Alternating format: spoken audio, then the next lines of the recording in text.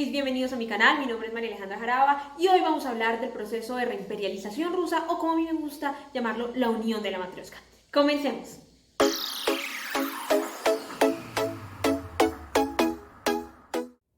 La Rusia actual es heredera de un legado histórico traumático. Con el fin del comunismo y como afirma la autora Michelsen, era el fin de dos entidades políticas, la del Imperio ruso y de la Unión Soviética, cuyas fronteras habían coincidido con las imperiales por 69 años. Literalmente era el final de un imperio. Esto significó, como ha expuesto el filósofo Carlos Patiño, la pérdida de su poderío global, el colapso de su sistema económico, obviamente el poderío militar, y la reimperialización es una respuesta para ello. Pero, ¿qué es la reimperialización? Pero primero entendamos qué es imperio. Según Michael Doyle, es la relación formal e informal de un Estado que controla la soberanía política de otra sociedad, ya sea por la fuerza, por la colaboración política o por la dependencia social, económica y cultural. En este sentido, la reimperialización es revivir el imperio. Grigas afirma que esto se hará manteniendo o más bien recuperando los territorios perdidos y manteniendo la influencia o recuperándola si se ha perdido. Y esto es precisamente lo que ha hecho el gobierno ruso desde que Vladimir Putin asumió el poder. Putin asumió el poder en 1999, es decir, que lleva 21 años liderando la Federación Rusa.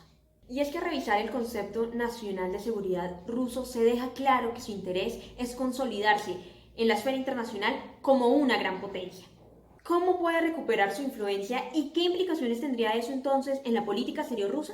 De acuerdo con Michelsen, el Kremlin ha desarrollado entonces su poder blando a través del fortalecimiento de lazos lingüísticos, culturales, religiosos, la ayuda humanitaria, políticas para sus compatriotas como la organización de congresos y de fundaciones para fortalecer la cultura rusa y por supuesto el idioma, otorgar pasaportes, los medios de comunicación, controlar de manera formal o informal el lugar donde viven los compatriotas. Mejor dicho, consolidar la diáspora rusa. Y a esto se suman dos conceptos fundamentales, el Reassessment y el Sotochezhnik. Reassessment es el exterior cercano, no es más que el espacio postsoviético, es decir, los países bálticos, el Cáucaso, los países de Asia del Este, donde Rusia se ve a sí misma como el árbitro y quien debe resolver o tener decisiones sobre los conflictos que ocurran en esos países. Por eso, cualquier relación de estos con la Unión Europea o con la OTAN, Rusia lo considera como una amenaza a la seguridad de su zona de influencia y le ha dado por eso relevancia a los organismos de integración como la Organización de Estados Independientes o la Organización Económica Eurasiática. Y esos conceptos y poder blando va a moldear la política exterior rusa. De hecho, en su concepto de política exterior aprobado en 2016, se dice que se va a velar por el Cáucaso a través de la diplomacia y la asistencia, puro soft power. Y de hecho, la ex primera dama Vladimir Putin inauguró universidades rusas en Armenia y Azerbaiyán para estrechar esos lazos con las repúblicas exsoviéticas. Bueno, la importancia del Cáucaso no es solo por sus vínculos históricos, hay que recordar que es una región rica en hidrocarburos.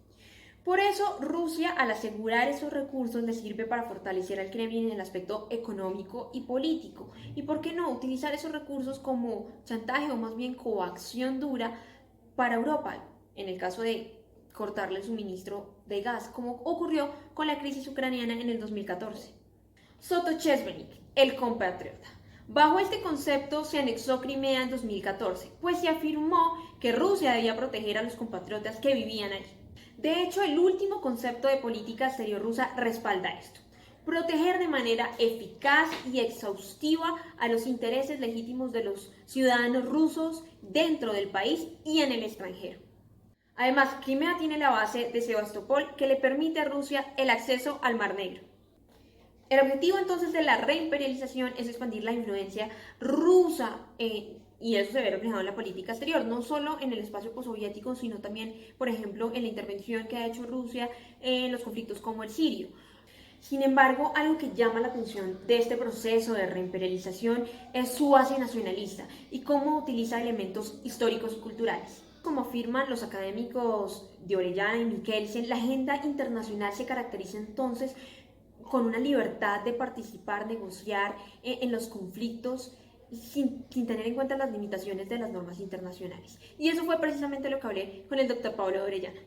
The Soviet Union was in many ways a Russian empire, a rebuilt Russian empire on a specific ideology of equality that was, however, mostly run by Russians. Even its non-Russian leaders like Stalin very much did, predicated, practiced, and forwarded Russian nationalism. Stalin, for instance, I teach Stalin very much as an exemplary ethno-nationalist. Yeah, not all nationalists are necessarily right-wing. Old story about Stalin in Crimea, and it's not surprising that Putin is glorifying Stalin, yeah, as the Soviet hero. Now, it's not that they want to rebuild communism. So actually, the Communist Party is one of Putin's rivals, a very problematic and difficult rival for at the electoral level in Russia, but rather it's about the ethno-nationalist promise that Putin made nearly 2 decades ago of never again shall Russians be in danger. Yeah, it is on this basis that he invaded Ossetia and Abkhazia in Georgia. Yeah, that he intervened and continues to intervene quite heavily in Estonia, and essentially bullying the living hell out of Estonia. He invaded Crimea, yeah, which is majority Russian, and has an interest in eastern Ukraine. Lesser known is Putin's drive to essentially control Kazakhstan, yeah, and have an influence in Central Asia.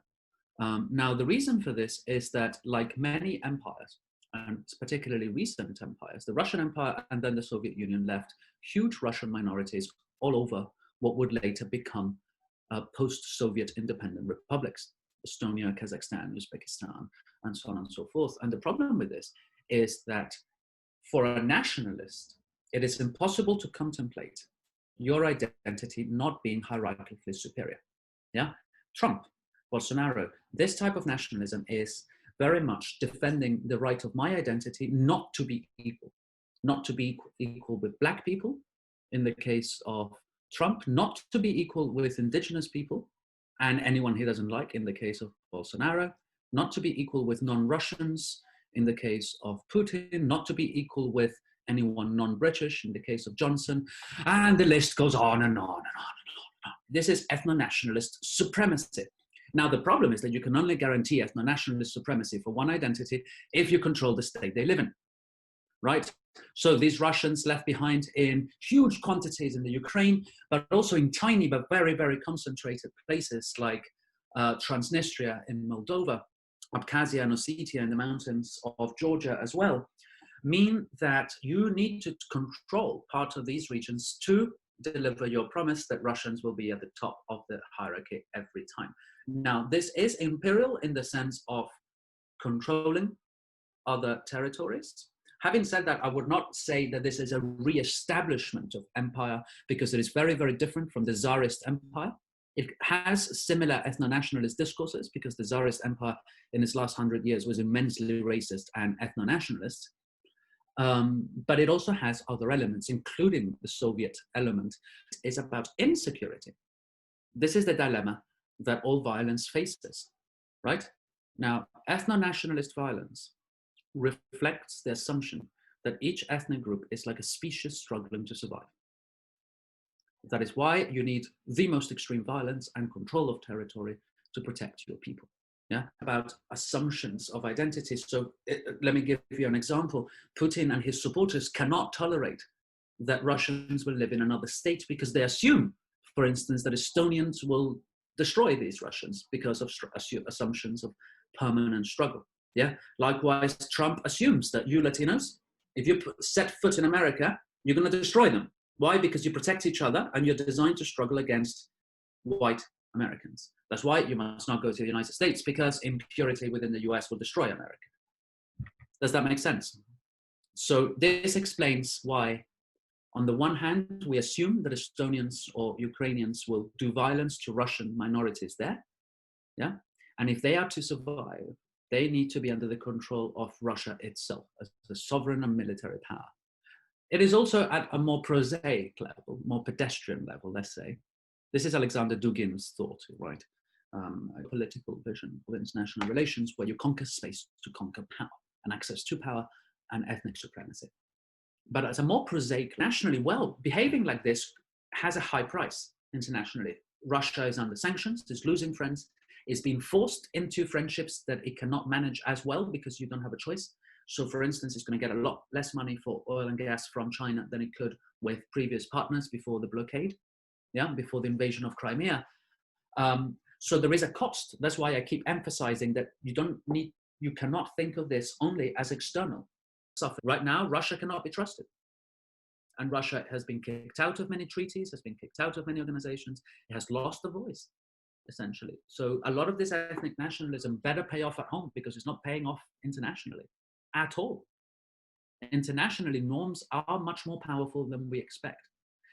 También quise obtener la perspectiva de un ciudadano ruso. Por eso hablé con Gusal Sadikov. By his own ideology, and there's nothing else driving Russia besides his own ideology. This is the Putinism. So Putinism's main agenda is to drive the great Russia back to the international arena like it used to have before, although that was the Soviet Union, so both political models are quite different from each other. Overall, I do think he tries to do so, and I do know that those things are not leading for anything good. Putin is trying to get that via means to Crimean annexation. It is a very sensible topic for many people, not in Russia but outside, especially for Ukrainians. And I would like to say that I respect people of Ukraine for fighting for their freedom, fighting for their rights, not allowing the totalitarian government take over their political and civil rights. I would also show respect and pass my regards to people of Belarus who are in the moment are fighting against the fascist regime of Alexander Lukashenko, trying to build their future country's faith and just bring the future back for their rights and their freedom. So I would like to show respect to these people. And Crimea annexation was an absolutely illegal act of aggressive response by Russia going to Ukraine. One of the reasons, because Ukraine is seen as a very important asset within the Western Russian borders, meaning that if Russia loses Ukraine, it will be suffering geopolitical threat by NATO. That's the main argument presented by the Russians, which is an absolute lie, because NATO is around to make sure that Russia is conducted. But then what Russia did was a direct answer to why NATO is nearby Russian borders. Russia annexed Crimea, the eastern part peninsula, and it was legal, it was inadmissible, it was not supposed to happen. It has taken lives of many people, and Putin is the one responsible for that, because, as I said earlier, Putinism is the one driving the whole ideology Russia is going now. And Crimean annexation should have not had happened, because it's an absolute illegal action. The last, and I was arguing in my dissertation, is that it is the imperial language Putin is employing down to the Russian theme politics, but at the same time, it seems like there's something new. It has been going towards the re-imperialization of the whole post-Soviet territory Russia used to had once, but then at the same time, it's something new. Putin has been adopting not just a